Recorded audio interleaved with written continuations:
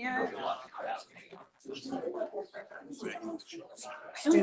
there, it's fine. You can sit over here. Good morning, good to see you. Any preference for how we line ourselves up? I think this is good. Okay, great.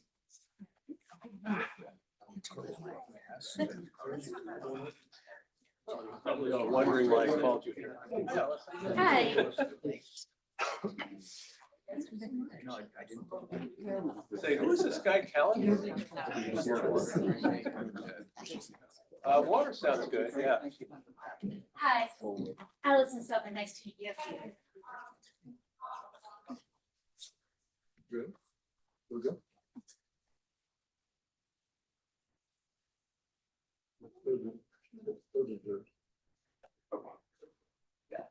Well, good morning, everybody. My name is Will Marshall. I'm president of Progressive Policy Institute. I want to welcome you to today's discussion of Rick Kallenberg's important new book, A Better Way to, well, it's called Class Matters, but the topic today is A Better Way to Promote Campus Diversity. And at the outset, I want to first stop and say what a pleasure it is to team up with my old colleague and dear friend Andy Rotherham of Bellwether, a great education analytical shops here in town, to co-sponsor this discussion today. Class Matters is a great book. It documents Rick's long and often lonely struggle to shift the drive for diversity on campus from race-based preferences to class-based ones, and that was not always popular. I think you all know with liberals, his fellow liberals, and he was assailed by them pretty viciously. I got a flavor of that a little bit myself when I was working with Bill Clinton long ago on the Mend It, Don't End It project for affirmative action. So I know a little about what that entails. But I always admired Rick's policy creativity, his analytical rigor and intellectual honesty, and the way he stuck by his guns and used data and research to vindicate his case. PPI prides itself on being a refuge for free thinkers and nonconformists. So I was really happy when a year ago, Rick was able to come and join us and take over as director of our American Identity Project, which is doing some really great work. Timing of this book is really fortuitous for two, maybe three reasons. First of all, obviously, with the Supreme Court's decision, a class-based approach to diversity on campus is probably the only legal pathway. Secondly, this emphasis on class aligns rather neatly with the Democrats' new and very obvious political imperative underscored by the terrible defeat we suffered last November to stop hemorrhaging working class voters, a topic that Ruth Sheriff has covered extensively, and build a new cross-class coalition. And lastly, this, I think, Rick's thinking here gives us a solid foundation from which to stand up to the new cancel culture coming from the right, the MAGA cancel culture, where we're in it. The mere mention of diversity is enough to get you fired by Elon Musk or maybe Donald Trump. So thank you all for joining us. And thank you very much to the distinguished panel here. We'll hear from in just a minute for coming and joining us today. Now I want to kick it over to Andy. Thanks, Rob. Good morning to all you in the room, everybody watching online. Thanks for being here. This is fantastically important, well-timed, and we're gonna just have a great discussion. It's always a pleasure to work with Will. I was able to work for Will for a number of years. It was a tremendously formative experience, so it's good to be back. Bellwether, and I'm still a senior fellow, so I'm sort of virtually back. Bellwether is a national nonprofit consulting firm in education. You can learn more about us at bellwether.org. We are pleased to co-sponsor this just because of how salient the issues are. Will, let me just say a quick word about Rick. First of all, it's a fantastic book. It's an elegant look at a long history, and I think it does it in a very deft way. I highly recommend it. I will just echo, Rick and I have been on the same side of some issues in education, and we've tangled on some issues in education, but he always brings just a tremendous integrity to his work. And I think, you know, what he ended up doing with regard to this case was one of the more remarkable acts of integrity we've seen, particularly at a time when I would suggest it's in short supply. So it's just a very admirable project. I actually pushed back on this date for Rick. I was like, there's a lot of education people are going to be on the West Coast because some stuff going on. But I realized he was actually prescient because it's the 160th anniversary of Lee's surrender at Appomattox. And you know, and if you look at that, and there's always two things you have to do when you do an event with Will. I have the obligatory University of Virginia reference, which I'll make now, and then a corny Marshall Plan joke. So there's a historian at the University of Virginia has a fantastic book called Ends of War, in which he talks about is like Appomattox wasn't really the end, it was just the beginning of a different phase of that war, both logistically in terms of Lee's army and also what it meant for the country. And we are downstream of those issues today. And I think Rick talks about that in the book, just how, you know, the special obligation we owe to enslaved Americans, how to think about that. But we have one party that thinks that is just ancient history and irrelevant, and another party that maybe overstates how much that matters in the structure of contemporary American life and how we should think about that. And so we have to talk about that. And that sets up the second issue we're downstream of, which is education polarization. And we'll talk about the working class. It is really hard to miss. We have Rui here who's talked about this, the effect of that on our policies, the effect that a lot of Americans very understandably, and I would argue very rightly, see the system as rigged and the doors of opportunity as being shut to them, and the effect that is having on our politics that we're seeing. So I'm really pleased we have such a great panel to discuss these issues. I think like the best thing about this panel is the diverse viewpoints that are being brought to bear on a really complicated question. And as you all know, you go to a lot of events in Washington and the diversity is, you know, vanilla, you know, maybe French vanilla, and if it's really ambitious, like vanilla chocolate chip. And this is actually a really genuinely diverse panel of viewpoints about these questions. So I'm extremely excited, and I'm thankful that you all decided to join us. Take it away, Rick.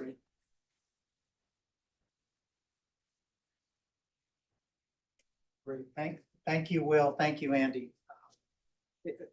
I have worked with Andy, as he mentioned, tangled on some issues, but he is such a leader on issues of education. I'm really honored, Andy, that you're co-sponsoring this event. And Will, I am so grateful to you for creating PPI.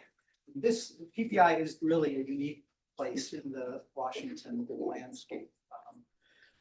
Not only tolerating, but encouraging unorthodox thinking, and with an emphasis on improving the lives of working Americans. So thank you so much for sponsoring. I'm really excited for the panel.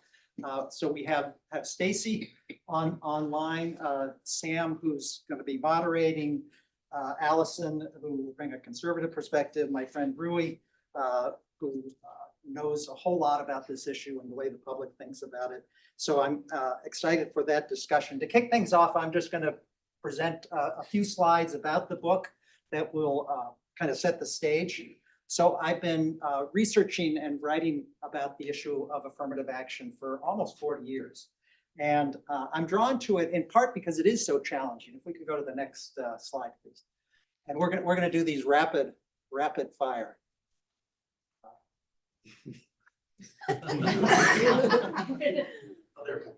Okay, so if we go back to the origins of affirmative action, the country faced a really difficult question. With the passage of civil rights laws in the 1960s, what next? Once discrimination is officially made illegal, what can be done, what should be done to address a really terrible history of discrimination and enslavement and redlining and all the rest? And there are two paths that were laid out. The first is the one Whitney Young of the Urban League outlined. He called for a decade of discrimination in favor of Black youth. And of course, that morphed into several decades of racial preferences in order to make up for past discrimination. The second path was outlined by Dr. King. And he also thought we needed affirmative action. He said the nation must not only radically readjust its attitude toward Black people in the compelling present, but must incorporate some compensatory consideration. So he he recognized we can't just pass anti-discrimination laws and call it a day. We have to do something. Next slide, please. And so what he called for was, interestingly, a Bill of Rights for the disadvantaged. So this is in his book, Why We Can't Wait, from 1964. And he had three insights. The first is that looking at a program to provide advantages for economically disadvantaged people of all races does not ignore our history. It's precisely because of discrimination that a program for the Bill of Rights for disadvantaged people would disproportionately benefit Black Americans. The second insight was that discrimination is not the only form of unfairness in American society, that class matters as well. And so he said, as a matter of simple justice, America should be rescuing a large stratum of the forgotten white poor. And the third insight had to do with coalitions. King, even though he was living in the 1960s at a time when white racism was a lot worse than it is today, he held out hope for a multiracial economic coalition that would bring together people across racial lines. And he wrote to his editor of Why We Can't Wait that if there were a special Bill of Rights for Black people, that would not be taken too kindly by white working class people whose condition is not that far removed from his Black brother. Next slide, please. So I got involved in this issue in the 1980s. Democrats ignored King's advice. And at the time, Ronald Reagan was riding high, and in part because Democrats had pursued a policy to emphasize race rather than class. And I wrote my thesis about what was a better time when Robert Kennedy was running for president in 1968. I always say today, Robert Kennedy Sr., given the confusion today. So Kennedy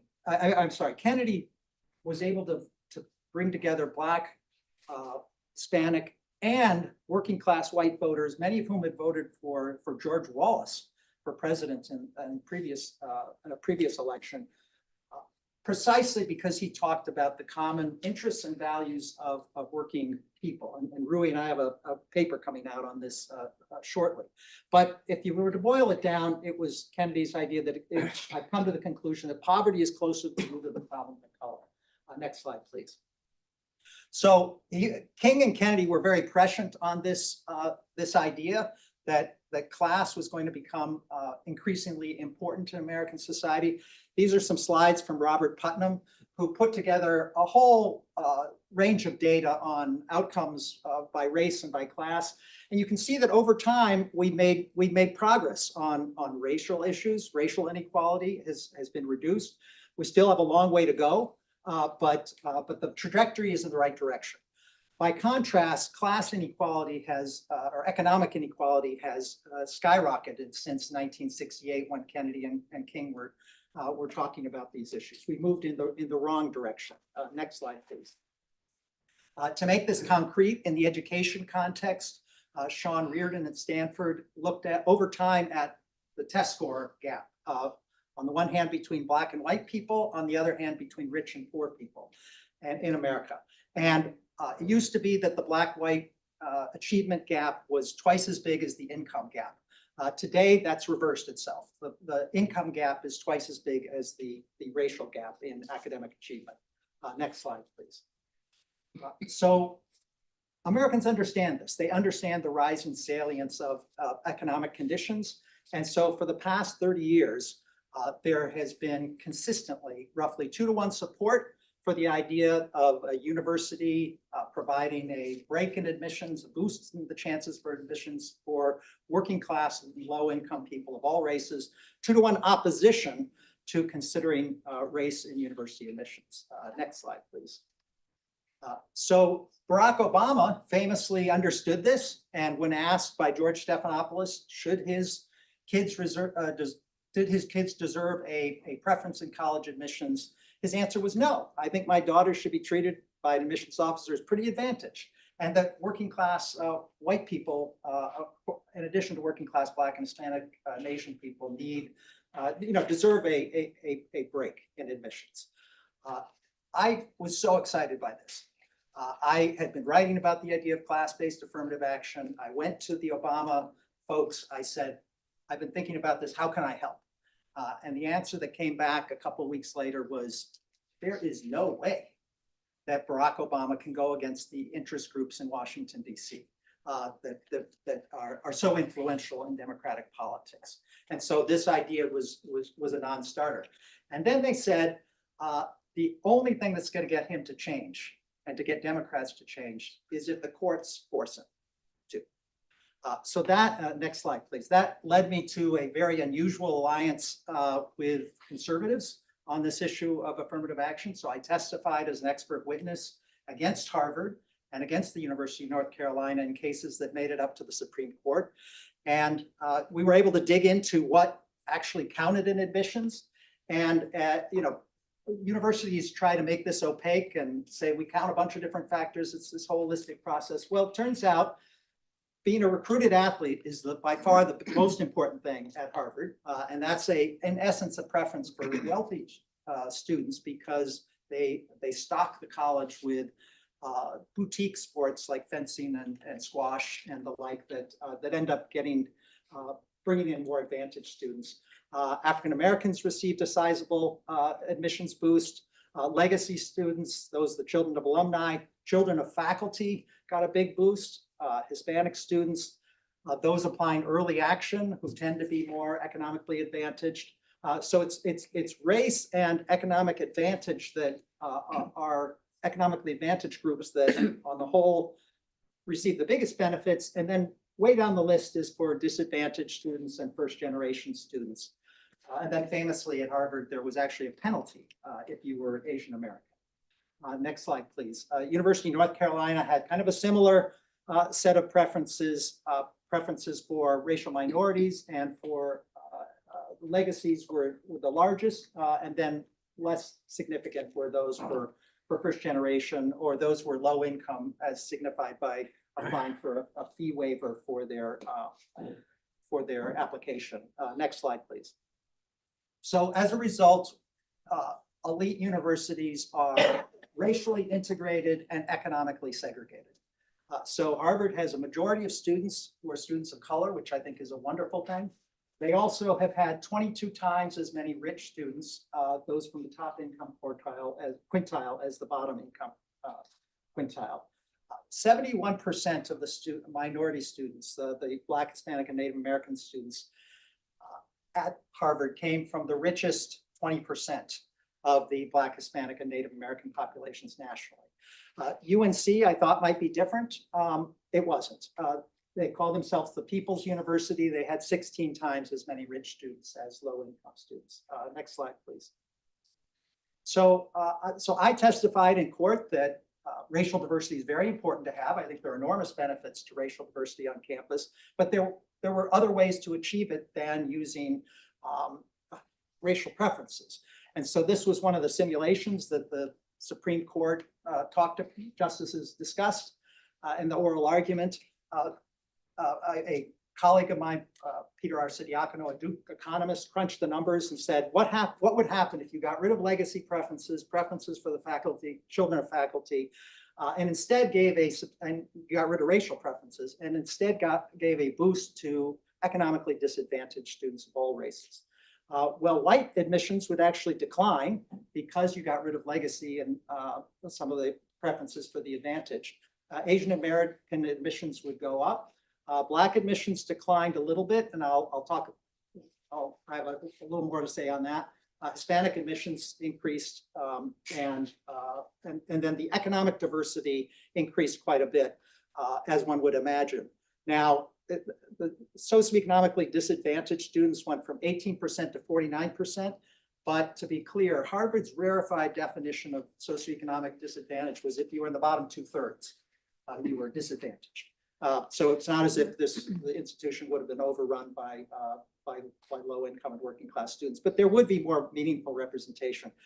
You don't want anyone to fail out. And so what would be the academic effects? It turns out Harvard would go from the 99th percentile to 98th They complained about this, but in terms of the SAT scores, and this is a group of students who are much more economically disadvantaged. So the fact that as a group, the class is at the 98th percentile in terms of SAT scores is pretty phenomenal. Next slide, please. So there was a dip in Black representation, which I was not particularly happy about. And one thing, though, to point out is that Harvard did not give us access to wealth data. And wealth much better captures the history of slavery, segregation, redlining than does income. There's an income gap in America between Black and white people. There's a gargantuan wealth gap. And so if Harvard and other universities were to consider low wealth applicants, give them a boost, and there's lots of research to suggest opportunity in America is conditioned by wealth. So this is the fair thing to do, then you would get more racial diversity. Next slide, please. So the court ruled in 2023 that racial preferences are illegal. Chief Justice Roberts said eliminating racial discrimination means eliminating all of it. Next slide, please. So some worried that the universities might just give up on racial diversity. Instead, they've shifted to programs that are going to boost socioeconomic diversity and indirectly produce racial diversity. So Harvard tripled its first generation share between the filing of the litigation in 2024. UNC during the litigation had said class-based affirmative action is just too expensive. There's no way we can implement it. Within a couple of weeks of the Supreme Court decision, they announced a brand new financial aid program that was quite generous, going above the median income of households in North Carolina. UVA, there's the mention of UVA that we were looking for, increased the share of Pell Grants from 14% to 24%. Duke doubled their share of Pell Grants. Yale and Dartmouth reported record levels of socioeconomic diversity. So the good news here is that institutions reacted to the Supreme Court decision by doing something, by opening the doors to working class students. Next slide, please. In terms of racial diversity, some of you may have heard, there are places like MIT and Amherst that did see really dramatic declines in racial diversity, and that was very disturbing. The good news is that most institutions, most elite institutions where affirmative action comes into play, did not see much change in the representation of Black, Hispanic, and Indigenous students, according to Inside Higher Ed. So most of these institutions remain steady. During the litigation, they were predicting catastrophe, that there would be huge declines in racial diversity. That didn't happen. Last slide, please. Closing thoughts. So two takeaway points. One is that the paradox here is that a conservative US Supreme Court decision yielded what in my view is a left of center result, which is growing socioeconomic diversity and preserving racial diversity, kind of along the lines that King and Kennedy were talking about in the 60s. Why should we care about this? First, even though I've been talking about a small number of institutions, there's research to find that about half of government leaders and half of corporate leaders come from just 12 institutions of higher education in America. So we want those institutions to be economically and racially diverse. The other is that this college admissions process is a microcosm of a much bigger issue that Democrats face. To my mind, the most successful intervention in the last 50 years has been the expansion of healthcare to Americans. That was a form of class-based affirmative action. Obama did not say, well, wealthy Black and Hispanic people will get a boost in healthcare, and low-income white students will not, low-income white people will not, which is what universities had been doing for years. Instead, they said economically disadvantaged people of all races should receive a better deal, and that I think explains the political durability of that kind of important program. All right, thanks very much.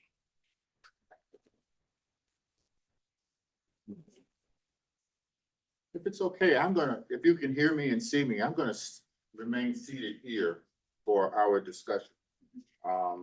Everybody, it seems, is talking about the important challenges that are faced in life and learning on college campuses all across the nation.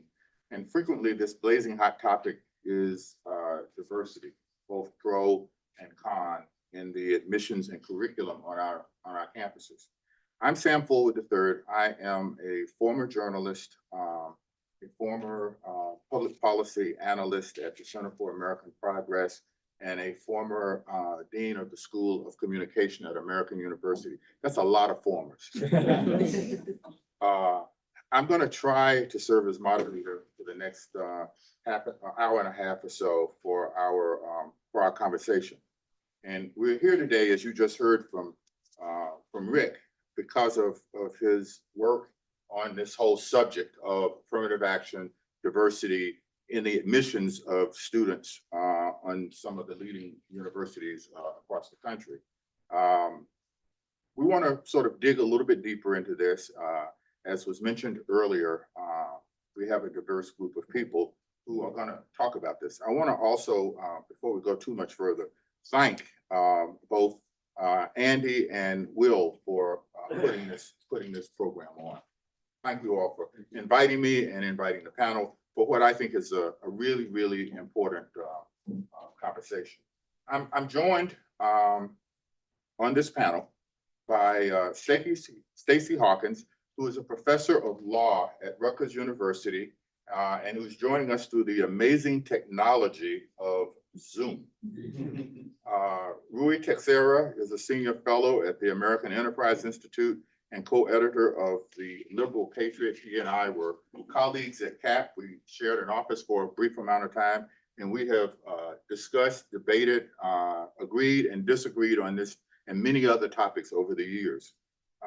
Allison Salmon is a senior legal fellow at the Pacific Legal Foundation.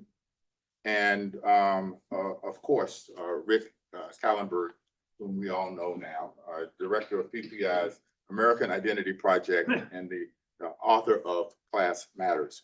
I want to begin, if I might, by asking each of our panelists to sort of stake out what their positions or role might be in this important discussion.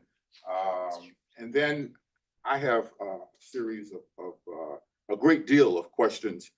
Unfortunately, very few answers or solution to the quandary, contradictions, and challenges of grappling with race, class, and diversity in the 21st century. Some of my questions are philosophical, some of them are practical. But before we get to that, and before we get to your questions, I want to ask our panelists to react to Rick's comment. I'd like to begin, if we can, with Stacey. Thank you. Good morning to everyone. Thanks in particular to Rick for inviting me to be a part of this program and this conversation. As I was waiting for the program to begin and looking at the kind of hold screen for PPI, I noticed that the tagline for the Institute is radically pragmatic. And it's so funny because that's how I often think of and even describe myself, as radically pragmatic. And so while I am a consistent champion of diversity, and in particular racial diversity across a number of contexts, but in particular in higher education admissions, particularly among selective schools, as Rick said, and for the reasons that Rick acknowledged, I'm not at all opposed to efforts that target, class or socioeconomic status in admissions. And I think that in terms of the efforts to achieve diversity, including racial diversity, I think all good ideas should be on the table. And I don't dispute that this may be one of those good ideas. But what I do, I think, push back on is the notion that class or SES can supplant considerations of race. In admissions or more generally in our attention to issues of diversity or equality in our society. I have always been a both and person. I am not an either or person. I think that we tend to live in a binary world where we think our options are either this or that. And I think that the way that this is posed is that it's either class or race. And I reject that premise. I think that it is both class and race that we have to attend to. Thank you. Turn to Allison. Thank you. It's great to be here. I enjoyed reading this book and learned many new facts about this debate that I hadn't heard before. As was mentioned in the introduction, I work at the Civic Legal Foundation, where we uphold the values of individual liberty and liberty of government. We've been active in challenging the unlawful use of race preferences in admissions, mostly at the K through 12 level, though we've also filed an amicus brief in the Students for Fair Admissions case, upholding the values of equal protection, equal opportunity there. My view on class preferences is we don't have a strong institutional position at the Pacific Legal Foundation on class preferences, except in as much as there might be some entities that are using class preferences to try to get around legal prohibitions on race preferences. In the wake of the Students for Fair Admissions decision, there were a lot of conferences, statements by various actors in the higher education system. They're disappointed with this decision. They want to try to find a way around it, and various ways around it were proposed. Putting a thumb on the scale for students of lower socioeconomic backgrounds might seem like a way to try to get the racial demographics they wanted without quite directly discriminating. As I said, I don't have a problem with socioeconomic preferences if the real goal at stake is socioeconomic preferences. I do think that they're potentially unlawful if universities, schools are just using them to try to do race preferences by other means. Rui, I'm gonna ask you to talk a little bit about the political landscape that sort of undergirds this whole conversation, based on polling and your expertise in looking at those kinds of issues. Sure. Well, as Rick mentioned, I mean, there's no getting around it. Race-based preferences are extraordinarily unpopular. I mean, I just don't think that could be emphasized enough. They've been unpopular for decades. They aren't getting any more popular. And this is true, across the board, right? In terms of economic status, certainly among the working class, and also by race. I mean, even among Black voters, race-based affirmative action is not popular. They're much more enthusiastic about, they basically endorse the idea most decisions can be made on the basis of merit. I mean, there was a series of, I think it was Pew did a study of what do you think should matter in college admissions, and everybody says, test scores should be important, grades should be important, but very few respondents would say that race should be important. So this is among the broad public and particularly among the working class. And simultaneously, as the Democrats have sort of tried to hold the line of this stuff, pushed, not only race-based affirmative action, but to some extent what's closely associated with which is DEI, they become less and less popular among non-white working class voters, i.e. non-college, non-white voters. So the big change in the Democratic coalition since 2012 is a radical decline in support among non-white working class voters. The Democratic advantage has crashed by 37 points, even as their support among white college-educated voters, for whom, are actually the most likely people to support race-based affirmative action, has gone up by 17 or 18 points, depending on the data you look at. So this is pretty weird, right? I mean, you'd think that Democrats, if diversity in this sense was popular, would be doing better among non-white working class voters, but they're not. And that's because this whole approach is not popular and does not strike people as fair. What people want is opportunity. What people want is to be able to work their way up in the world. They want to be judged by their merit. They want to have the opportunities to acquire merit.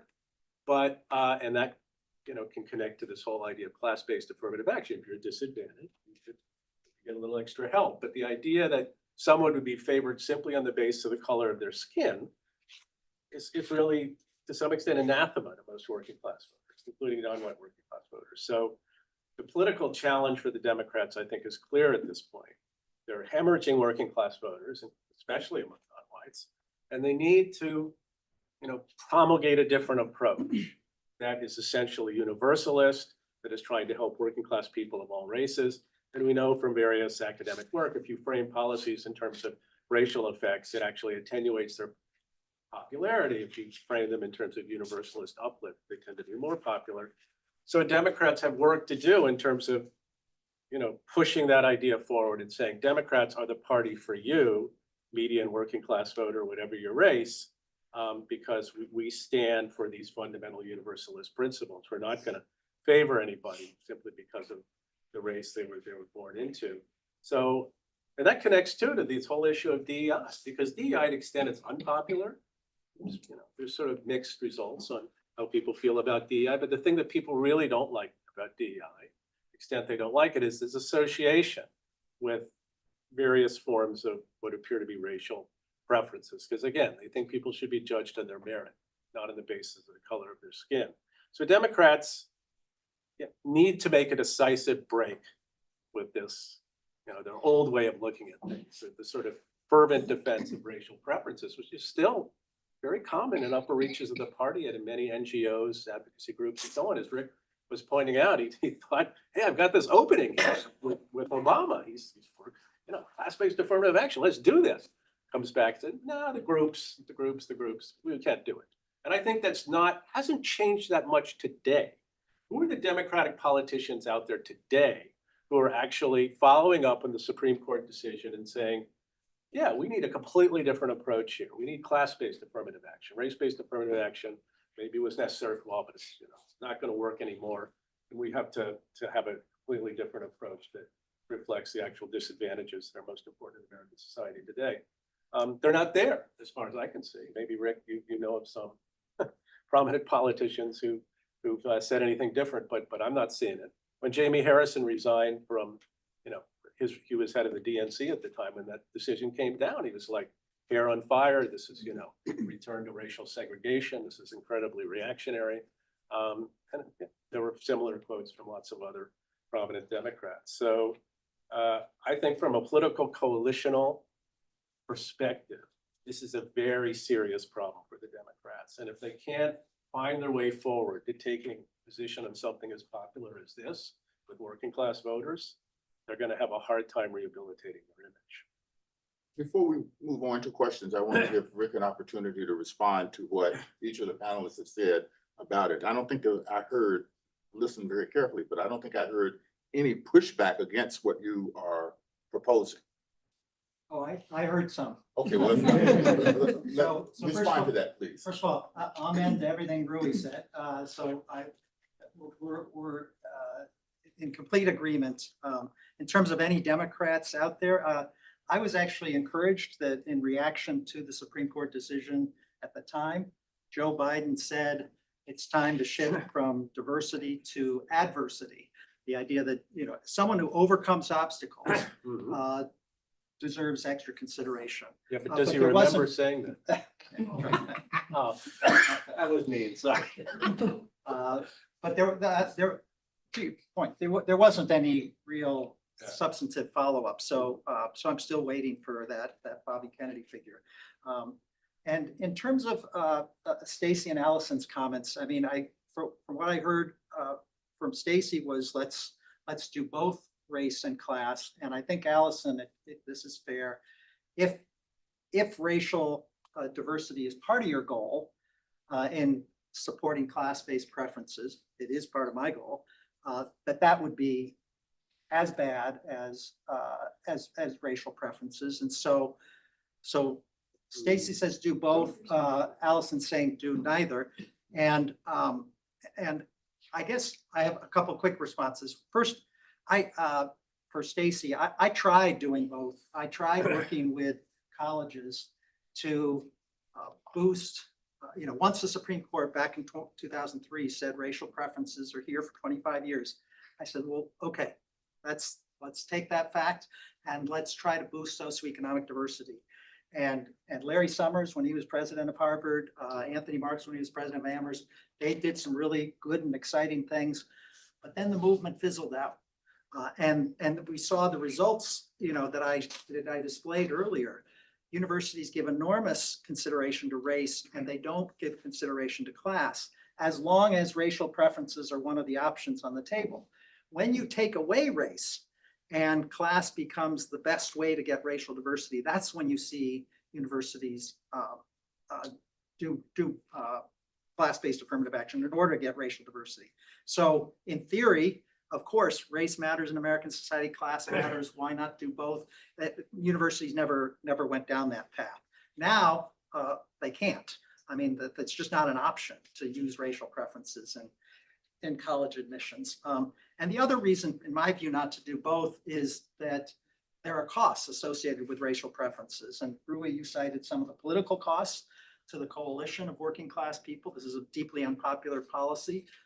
But there are other costs in terms of stigma and the unfairness that people associate with these policies and therefore associate with Democrats. And just quickly on Allison's viewpoint, and again, correct me if I'm getting this wrong, but I think that's where Trump is going too, that he says, if part of your motivation in adopting socioeconomic preferences is racial diversity, that's problematic. And I feel like my liberal friends made the mistake for years of insisting on racial preferences despite their unpopularity. And now conservatives could fall into the same trap, or the opposite trap, if you will, of insisting that anything that you're doing to try to get racial diversity, even indirectly, is bad. And that runs contrary to public opinion too, because people like the idea of a racially diverse, racially integrated student body. They just don't want to use racial preferences to get there. Allison, do you want to respond? And Stacy, I'm going to bring it back to you in a minute. Sure. I think my position may be slightly different than the way you characterized it. If the true goal is class diversity, socioeconomic diversity for its own sake, I don't see that as being a legal problem under the current framework or a moral or policy problem. Where I would object is these cases where you have university officials going online 2 weeks after students for fair admission saying, what can we do to get the same numbers as we had before? Oh, let's use class diversity or socioeconomic diversity. I think in that circumstance, they're not true believers in class diversity. They're trying to use this as a tool to get to a racial goal. And I think that's legally problematic under the framework. So let me ask a question about that. So is your objection to having the same number of African-American students, to say, as they had before with using those so-called preferences, if you get the same number with class-based, you see that as a problem? The problem isn't the number. The problem is that the Constitution and Title VI for schools that receive federal funding forbid the pursuit of certain goals. And if you're pursuing that goal, even if you're using some other mechanism to get there, that's the problem.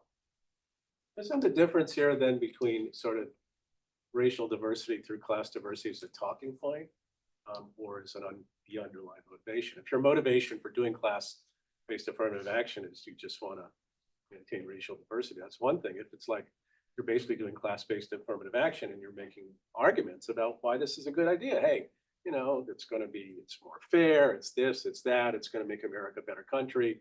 And for those of you out there who worry about diversity, this will actually, this will be beneficial as well, or at least, not change things very much. And so, I mean, why would you object to that as a talking point, is what I'm saying, as opposed to, how do we tell the difference between what the true motivation is and, where it's just the marketing kind of thing? So there's a Supreme Court case called Arlington Heights for the 1970s.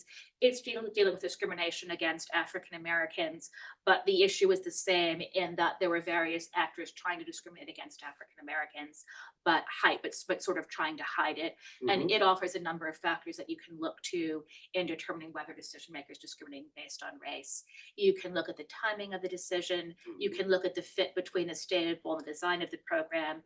If you say you want class diversity, but somehow engineer your program so that you're excluding Appalachia from consideration of diversity, because it's a place where there are a lot of poor white people, that would raise a red flag as to whether class diversity is your real goal.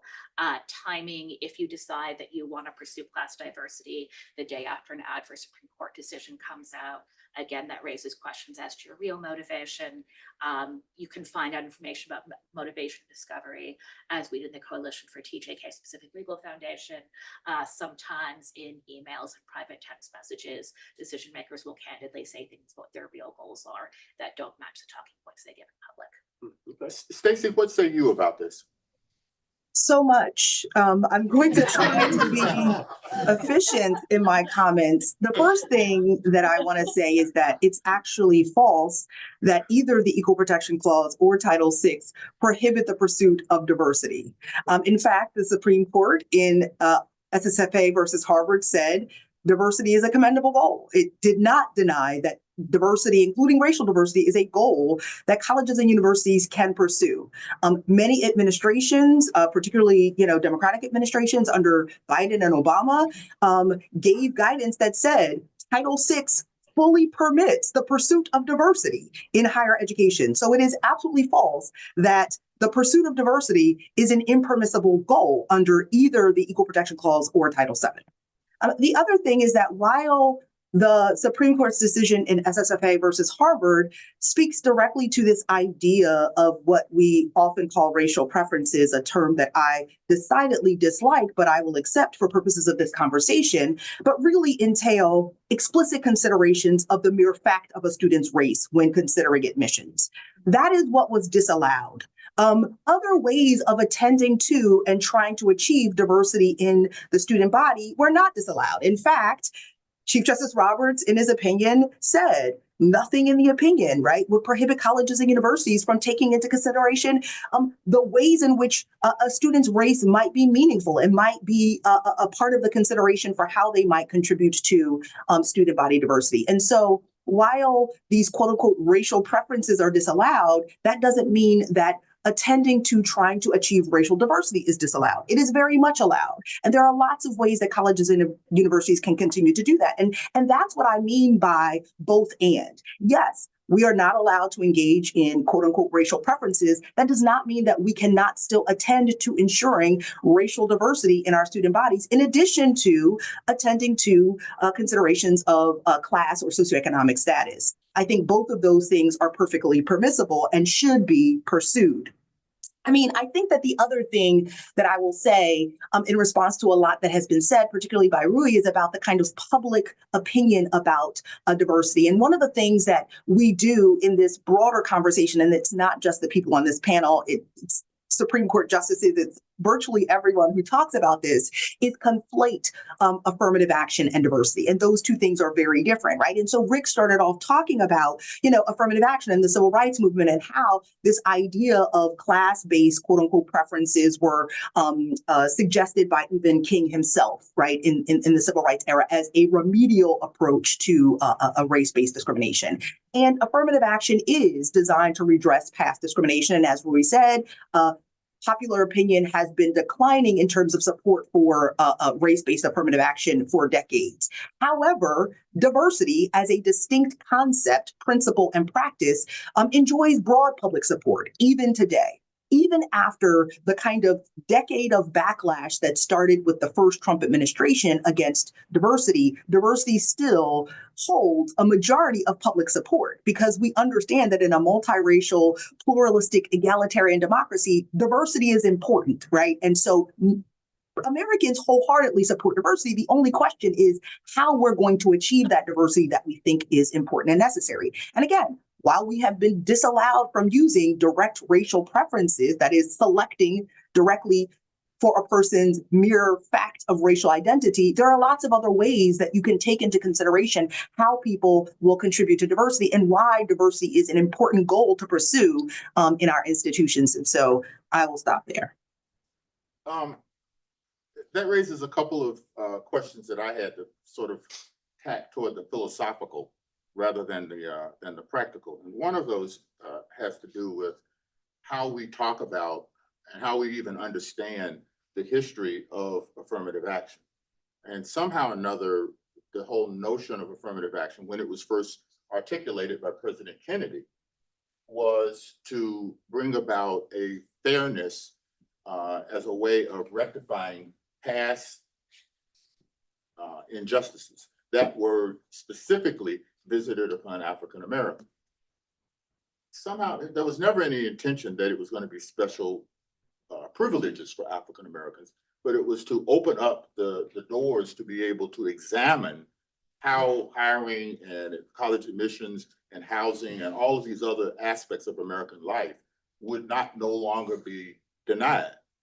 But over time, we've sort of conflated it to special privileges. Much of the conversation so far today has been special privileges directed toward a segment of the population, which is unpopular. So that raises the question in my mind, philosophically, are we able to say today, in 2025, that race is no longer a problem that needs to be addressed in this country? No, not at all. I mean, race matters, and that the kind of the soft form of affirmative action that John F. Kennedy was talking about, that Lyndon Johnson was talking about, where there's an opening for a job, and we make sure that people of all different races know about it. That's broadly popular.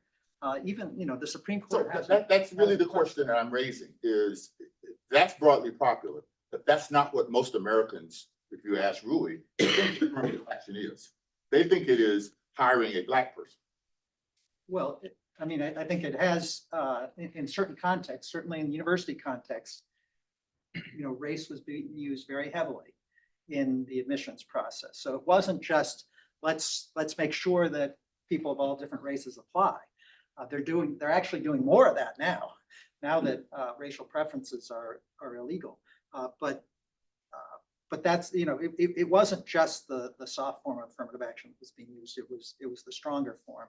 And that's what's controversial. I think that's what's showing up. So if race is still a factor, how do we address that if we don't make an aggressive and affirmative effort at addressing that?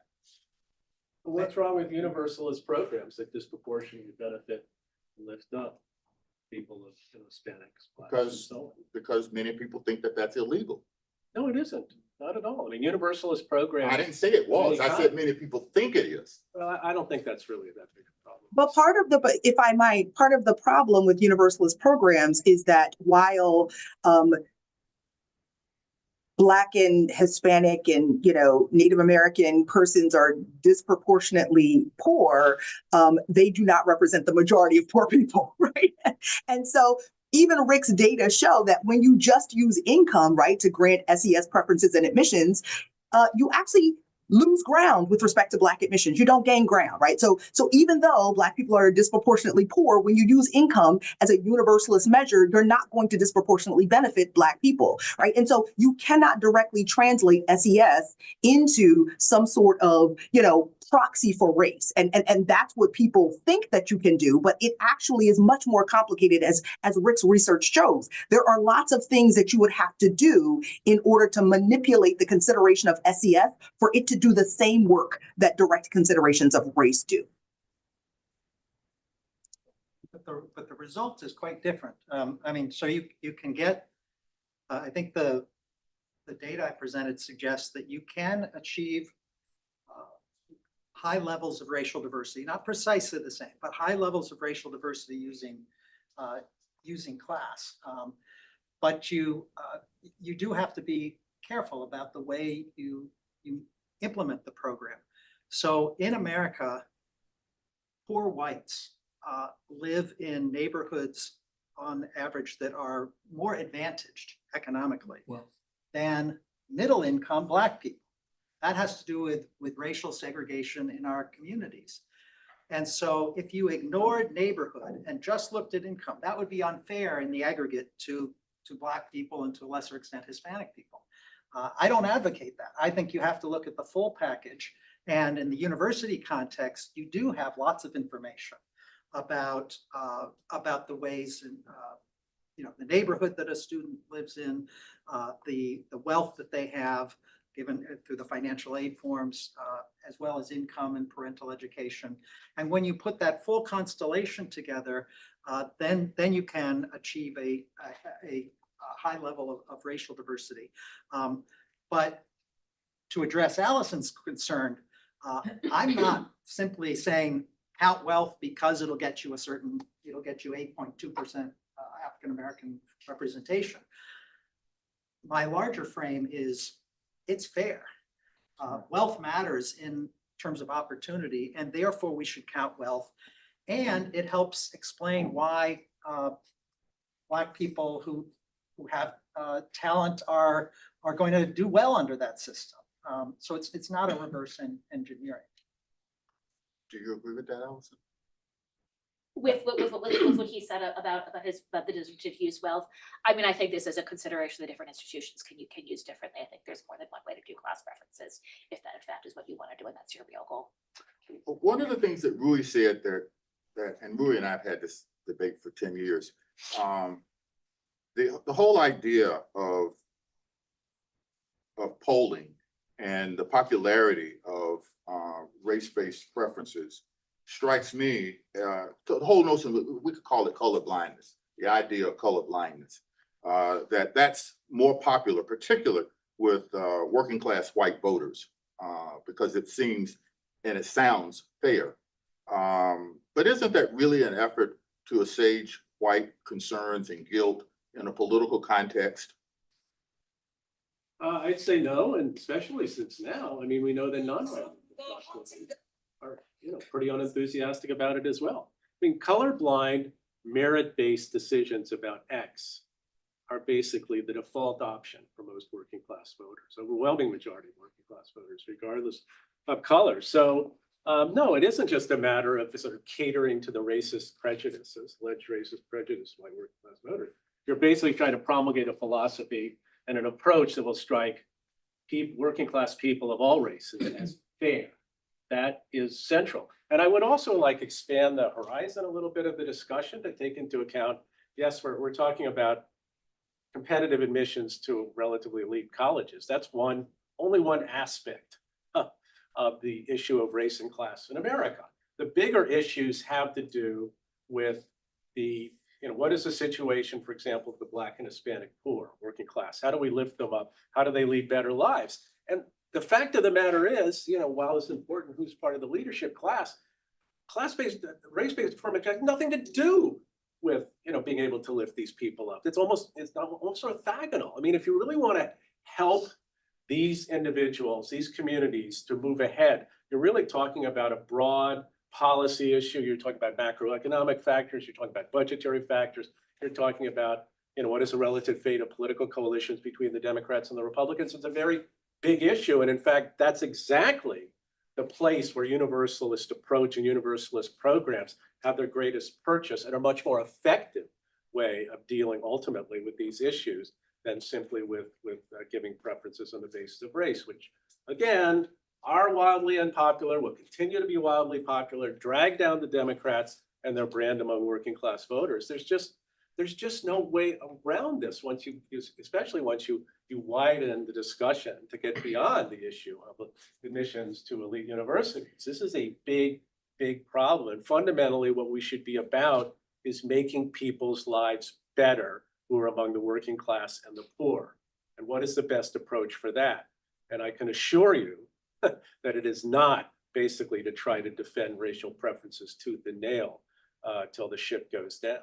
I want to spend in the next 15 minutes that we have before we have to leave with turning the tables and having your questions posed to the panel. I see a hand already. Yes. Yeah, I'm curious about if you have a slide that shows the current demographics of those universities, because I feel like we're sort of playing around the edges here. And I have to, I went to Chapel Hill, by the way, so I have my own issues here. But when my daughter, who was very high achieving and went to extremely diverse schools in the most diverse place in Montgomery County, had high scores across the board, did phenomenally well. When we did the, what is it called? Naviance to look at colleges that she should be looking at with her full, all the extracurriculars, athletics, everything. It came up with a bunch of colleges that I'd never heard of before. And I thought, well, this is really odd. Like, let me look at your preferences, your priorities when you're choosing colleges. And the first one was diversity, because she went to diverse schools and she loved diverse schools and that's where she wanted to be. And I thought, that tells me something. And then when I talked to the kids in her class and the schools in our area, to those seniors as a Board of Education member, they were shocked when they went to visit all of these colleges, these high achieving schools, and didn't see themselves represented or didn't see the kinds of kids that they went to school with. And it was a big factor in how they chose where they would go to school next. So I feel like we're kind of playing around the edges here. We're not talking about So could you who goes to repeat the what the schools question now. was? Who goes, the demographics of our colleges right now. Well, there was one slide that showed the impact that at a number of institutions. One example was Harvard. Look, white students would be a minority at Harvard. At UNC, it's less racially diverse, but still much more racially diverse than economically Right, diverse. isn't that part of the bottom line here that's really interesting? I mean, racial diversity of these colleges relative to the overall distribution of people by race in the United States is not that bad, even if it changes a little bit. But the economic diversity, even with this new decision, is still extremely short of the actual distribution of people into economic slots in this country. I don't And know that if to that's me true, is Roy. like I pretty- don't think that the colleges are anywhere close to the racial distribution of the country. Not even close. Oh, I don't know about that. Well, you a lot really of them speak are quite close. I mean, certainly the institutions that are able to, that have lots of applicants that can choose, are Harvard, proportionally, Harvard, yes. North Carolina. Blacks are 12% of the population. If they're 9 or 10% of a college, that's not that far off. Yeah, Whereas, and it's higher than if that. you've got like 2% or 5% of people who are in the bottom quintile of the income distribution, that's way off. That's Yes. 5 versus 20, right? So, I mean, I think there's no question that the disproportion is much more severe among economically disadvantaged. Yes, the underrepresentation of low-income students at Harvard was at the level of Black students before the civil rights movement. There was a question in the back. Can I just say something though, because I think that, and not that I object to this conversation about opening up selective institutions to a broader range of society across socioeconomic class. But let's be clear, that's not the history of what these colleges and universities have been or done, right? They have historically educated the society's elite, right? And so the fact that they don't educate low income people is not unusual. That's been their history this entire time, right? They also, however, expressly excluded people on the basis of race and ethnicity. They have admissions policies that said, we will not admit even the most qualified, even people who can afford to pay tuition and attend these schools on the basis of race. And so affirmative action came in to redress that. People got upset about affirmative action, as, Rick said, even Martin Luther King himself, right, said it will be more palatable if we say, hey, not just for Black people, but let's do it for all poor people, right? And so if you're familiar with, Derek Bell's work, this was all about interest convergence. This wasn't truly an attempt to say, right, we have a class-based problem with white, poor, and working class people in the United States in the 60s, and so we should give them something. It said, look, the way to get what we think Black people deserve, right, as a function of the long history of discrimination, is a more kind of broad program that will benefit people that will perhaps be less politically, objectionable. So I do think that it's not surprising that when we look at these selective institutions, the vast majority of people that they educate are elite people and high income people. That's always been true. And we can radically reshape the nature and culture and operation of these institutions to be more inclusive of low SES. But that's not the project we've been engaged in, right? The project we've been engaged in is eliminating the racial discrimination that they've been engaged in and remedying that. Yes, sir. I wonder if any of the panelists would like to offer an opinion on the comparative administrability and practicality of special admissions programs for poor and working class people. I'm personally skeptical that they're going to be just as easily administrable as, say, affirmative action for traditional affirmative action clients. It's pretty easy to determine who qualifies as a minority under traditional affirmative action. This is why some schools famously, briefly ask for photographs. I'm inclined to think that it's going to be that you are likely to pick up a lot of middle class people, middle class applicants under the guise or under the attempt of attempting to find poor or working class people. I'm inclined to think that it's much more common for families to change their socioeconomic status over time than it is for people to change their skin color. And I'm inclined to think that you're going to have a lot of demographic research on the part of admissions personnel to detect which families have grandparents who either practically or theoretically have a 529 program to pay for tuition programs for their kids. And so I just wonder if any of you would care to offer a more optimistic perspective on the practicality of the class-based approach than the one that I have. Yeah, I think it's very practical. the College Board was very worried about the SAT going away with the Supreme Court decision looming. And so they came up with this program called Landscape. You type in an address, you get a wealth of information about the socioeconomic status of the neighborhood.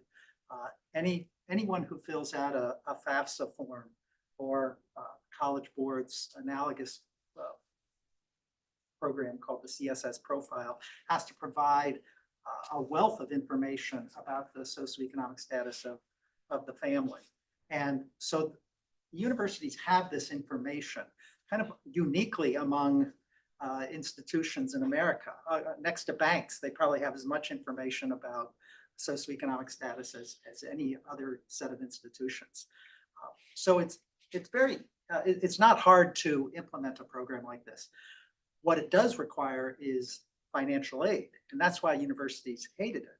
They'd much rather bring in rich kids of all colors than to actually open the doors to working Americans. And that's where we have some good evidence from states where race-based preferences were banned, that universities did devote and states did devote more resources to financial aid because they do not want institutions becoming resegregated. That's unacceptable politically. And so resources have been forthcoming. Will? Yeah, thanks. Rui, you said that colorblind considerations of merit are sort of the default position of the working class and increasingly the non-white working class.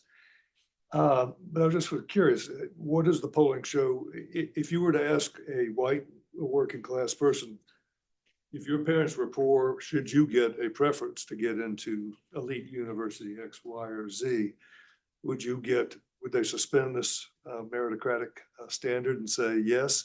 Or would they, Right, well, the show general some idea of ambivalence on class-based that? affirmative action is pretty popular. I mean, I don't know if it's really been asked in exactly that form. If your parents are poor, do you think you should get a preference to get into, Gallup asked that. It was 2-to-1 support for low income because it's seen as. But how was the question phrased? Do you remember? Because I sort of thought that's what you were saying. Yeah, But I mean, do low income deserve a Yeah. preference? I mean, we can argue about question wording, but the extent this has been tested, right? It typically comes back by, enormously supportive. So, True, but you are diluting the meritocratic ideal that you. well, people are, they can People handle were- two things at once, that people should, for jobs and whatever, generally speaking, this sort of merit should be the fundamental consideration. But, as sort of a supplement to that, you should take into account, for something like competitive admissions at least, the disadvantaged nature of the background, right? So that's popular. I mean, there's of course enormous amounts of resources and positions that are allocated on the basis of, merit that sometimes are also allocated on the basis of race. And I don't think there's sort of a move to have all decisions everywhere, everywhere all at once, include a class-based affirmative action sort of component to it. I think the default option of Americans, and particularly American working class voters, is basically we're all about giving the person who is the most qualified the job, period, right? And if there's a problem with like not enough, we want to cast the net as widely as possible to do that. Everybody should know about the position or whatever it is. Everyone should have access to it. Everyone should be considered. But in the end, the decision should be made on the basis of merit. And there's a pipeline problem that became very it's unpopular to talk about for a while. Then let's fix the pipeline. Let's give more people the opportunity to acquire merit, if in fact we're going to decide things on the basis of merit. Allison's trying to jump in, and I think you have the last question. I briefly wanted to respond to the previous questioner. While this isn't a legal issue, I do think that class is multifaceted. I was reading about J.D. Vance when he was first nominated to become vice president. He obviously grew up in a setting which had a strong working class sensibility, but his mother's income was actually pretty high at various points along the way. It was reported in his book that she was earning over 6 figures at one point. At the other extreme, there are jobs that are very low income, but that have strong prestige that strongly appeal to people who have a lot of higher education. So I think that practical problem is real. I think the best way to mitigate against it is to encourage universities to experiment, to do this differently. Not every university has to pursue class preferences in the same way or at all. Final question. So I'm very curious about the amount of preference.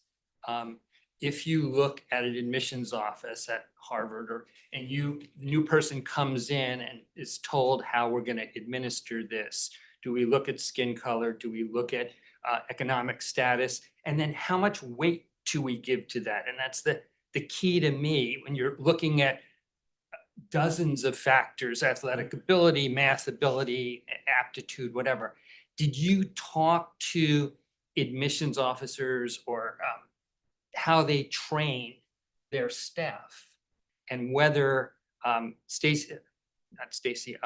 Allison mentioned, is this a subterfuge? If they say, look, we really want to get those race numbers, but let's do it this way, obviously that would violate what Supreme Court said. But if they don't say it, but they imply it or whatever, it gets really tricky and really hard. I know I strongly oppose racial preferences, but I strongly support affirmative action to address past racism. And that's a tricky, a radically pragmatic How do you approach. do that? How do you do that? You do other programs, the marketing, the financial support, the when they're on campus, whatever, making it more friendly. But you're always going to have So would you be targeting racial groups? you in doing that? target groups that have suffered from past racism, communities. Maybe it's the zip codes of schools that have suffered from past Isn't that a racism. racial preference by another No, name? he's saying it's No, outreach. These are zip codes of there had suffered past racism. It's not an individual. It's this. Anyway, we could discuss further, but I'm curious again, how this is explained to staff at admissions officers. Do you know, and do you have any thoughts on that? Well, that came out during the litigation. I mean, they have reader's guides that tell you how to go about the admissions process. In the Harvard case, we were giving a preference that was half to low income, economically disadvantaged students, that was half the size of the athletic preference. So it was a meaningful preference, but it was one that was not as large as. Was it the athletic was implicit.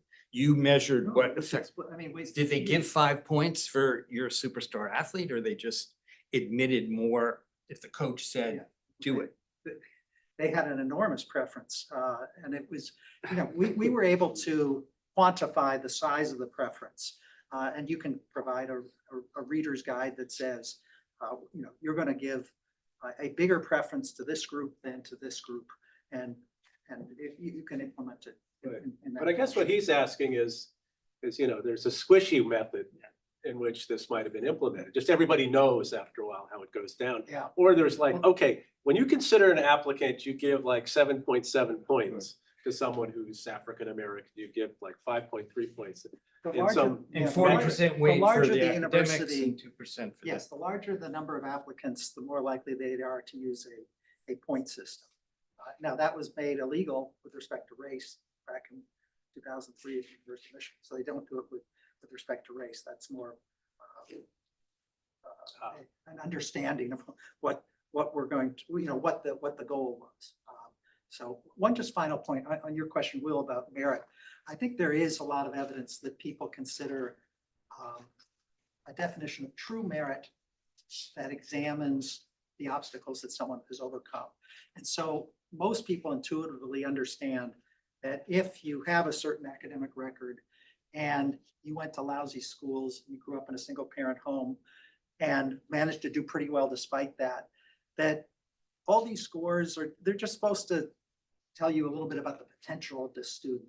And so I don't think a lot of Americans see conflict between merit and considering giving a boost to economically disadvantaged students, because they're looking at the obstacles that have been overcome, that this shows grit and determination that someone did well despite the obstacles. I want to let us end on that note. There are copies of the book. We're here because of the book. It's a good book. I've read it. I don't agree with every word of it, but it's something I think that we really should be thinking about if we're concerned about this whole conundrum of race in our society. I want to thank the panelists, Stacy by Zoom, Allison, Rui, and of course, our host, Rick.